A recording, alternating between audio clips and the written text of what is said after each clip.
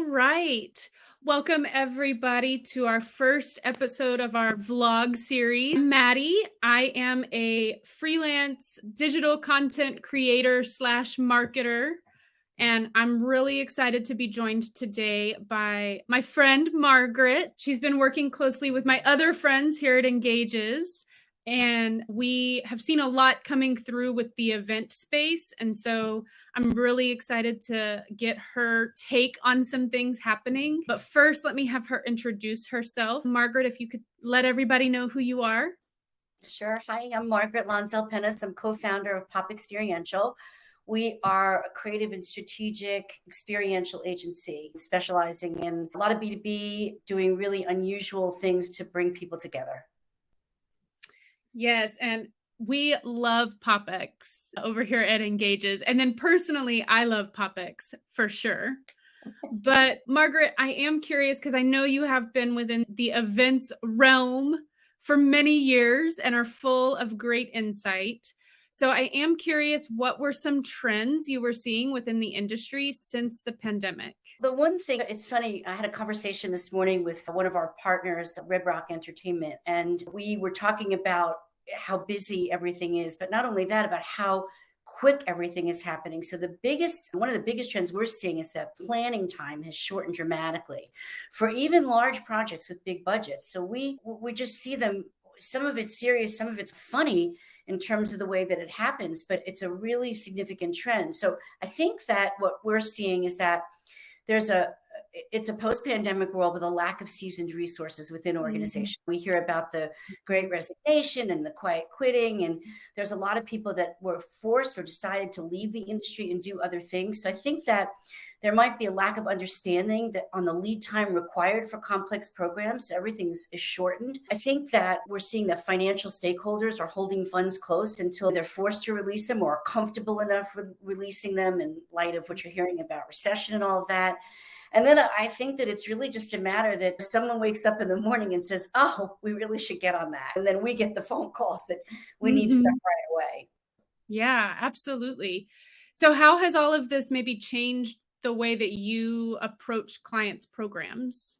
So I think that for us, we are being really flexible, really patient, being very consultative all at the same time. It's really incumbent upon us to communicate very realistic deliverables, walk clients through the pros and cons of what they're thinking, never ever overpromise, and really try to keep people focused on the end game, what the KPIs are. That leads into part of the other trend that we're seeing is that there's this big, almost, we call it a maniacal shift towards in-person events that took us by storm a few months ago. And that seems to be changing a bit. We're spoiled, myself included. We've been home, we're in front of our computers as a way for us to get information and connect, right? Like this. We're comfortable with our work from home environment and the schedules that we can create of our own. And we don't necessarily want to go to everything. So we're finding that the H word, we call it, the hybrid, while it was like people were like, well, we don't really need to do that. It's most definitely of significant consideration now. And that's a lot of our discussions with our clients is in terms of what our approach is to have a holistic approach. Yeah, I love that idea because it really is a holistic way of doing things now for sure. Yeah. So what about as it comes to even just attending events, have you noticed a difference in generational priorities? Oh yeah. It's very interesting. I spent a lot of time in the last couple of months on this. And what's really, was amazing for me to learn is that this is the first time in history that there are 4 generations in the workforce. So baby boomers currently comprise 75% of the workforce, but 5 years from now, it'll be dominated by millennials. With that, every generation learns differently. When you have my generation, let's say baby boomer, right? We used to go into conferences and sitting through keynote speeches and going to breakouts and sitting there in rapt attention. Millennials and Gen Zs don't do that. It's a major paradigm shift. They're not going to sit in a 2-hour keynote. They might sit there, but they're going to be doing other things. So they'll be posting, they'll be texting, they'll be making notes, they'll be listening, connecting with friends all at the same time. When you look at those generational priorities, you have to create programs that are suitable to that diversity. Yeah, I think that is so true. I've been in this weird stage, right? I'm a millennial, but I have been to events where it was a 2-hour keynote and it was very engaging. But now I do find that I prefer more of this something quick, engaging, exciting, so that I Yeah. want to attend. Absolutely. So how do Yeah. you And think as a organizers, millennial, right? yeah, As a as a millennial. millennial, but I know other people may want to see something different. Absolutely. So how do you think organizers are managing this wide range of generation? In a broad sense, I'm not sure that they are actually. And I think it depends on the industry you talk about. So, Mhm. associations, for instance, they're a bit slower to adopt to changing their ways of delivering content, as their constituents are generally a little bit older and more traditional. I think we're seeing tech companies are really starting to change it up with a lot more engagement, a lot more immersive content delivery. Connecting content to context is a big thing that we Mhm. work on. The exhibit industry is changing, right? They're feeling the pain for sure, as people aren't coming out for traditional trade shows. You don't have to. It's the Amazon effect, right? You can learn about products, buy products, get information on products and services in a number of different ways. You don't have to go through a trade show floor. So I think that it's hard to manage because of these different constituents and what they're expecting. I can definitely see that. So now that you even mentioned this before, right? We are seeing sort of an influx of people rushing back into this physical event space. Some of it, I think, is we're excited. The pandemic is over. Let's party. And then others, it's, you know what? We tried the virtual. It wasn't for us. Let's go back to what we know. But from your perspective, when hosting those physical events, how important is it to try to find opportunities to bring in those digital components? I think it's critical. I think any event that doesn't have a digital component is going to be obsolete very soon. The events industry is slow to adapt as a general rule. It took a pandemic to change it. And I mean that Mhm. seriously. Me, I think it was a gift. I think it forced everybody to look at things differently. When you talk about, an event now or an experience or an engagement, another thing, we're changing the dialogue around it. You can't narrowly define it anymore. You need to be really cognizant that your audiences are in different places, in person and digital, and pay close attention to how you deliver content against that. Mhm. Absolutely. So, what are some creative ways that maybe you suggest or have even seen some of those seasoned physical event planners incorporate this into their event? When we're working with clients, we really stress the importance of engagement and interaction. So, in the beginning, when you had virtual events, you had basic gamification, digital keynotes, Easter eggs that were hidden in exhibit booths. And those are all very fun kind of things. But now the expectation is really true engagement. So, we really pay close attention to how we connect the two audiences, in person and digital. How do we envelop the digital attendee into the physical environment and vice versa, right? So that it's a true interaction.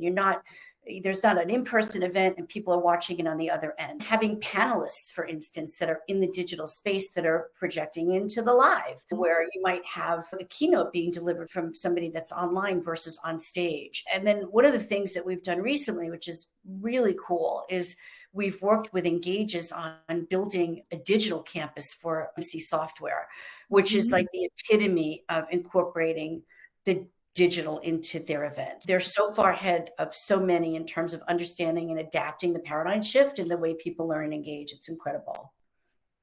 Yeah, let's talk about BMC for a little bit because you just mentioned it was this new innovative idea of a digital campus.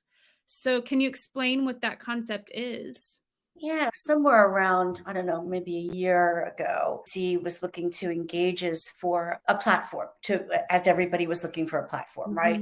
Mhm. There used to be 15, then there were 300, now it's backing off again, but there's a lot to choose from. When they started working with Engages and doing digital events, it morphed that they could engage at a greater level across many different disciplines within their organization. So instead of just using it as a digital event space, what else could they do and how could they create this 365 24/7 experience in its sixth phase, iteration phase right now? They're building on it, testing and trying it and growing it, and now they're using it for pretty much everything, or planning to human resources, employee training, executive briefings, product and sales training.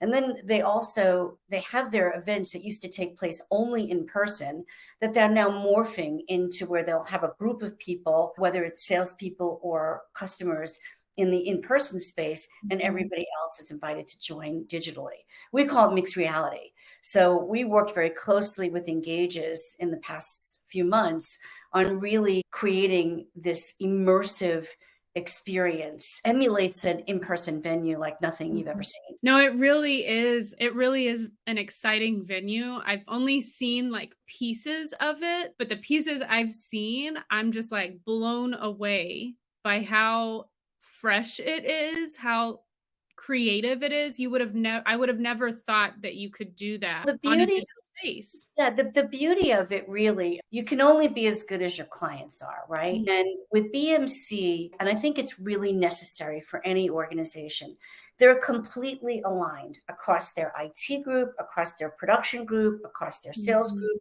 across their marketing group. So they have a unified vision with very clear objectives of what they want to achieve. You don't have any countering or conflicting or contradicting objectives. And it's very easy to come up with a solution as a result. They're really smart. They are open to ideas. They take risks, calculated risks. Their value creativity. We've just had a blast working with them. And then I'm excited because they're ideating and allowing us to design against it and create against it. Then we have the Engagez platform that sort of makes it all viable. So all of those ideas and all of that ideation comes to life through the technology behind Engagez, which is incredible. Yeah, I love it. I love the work that you guys do. You guys saved my life in the beginning of 2020 when I had to do my first ever virtual event. And you guys did help bring that whole thing to life. And so I am a believer in POPX and the abilities of Margaret and her team. So I do thank you for taking time to visit with me today and chat with me some more just about the events industry. For anyone who wants to make sure they are following Margaret's team and all the exciting things that they're doing, make sure that you follow them on social media. And then also you are following Engagez, because we will be having more fantastic, exciting updates about the events industry and partnerships and how you can continue to evolve your digital engagements. Thank you so much, Margaret. Thank you. I appreciate the opportunity. Bye-bye. Bye.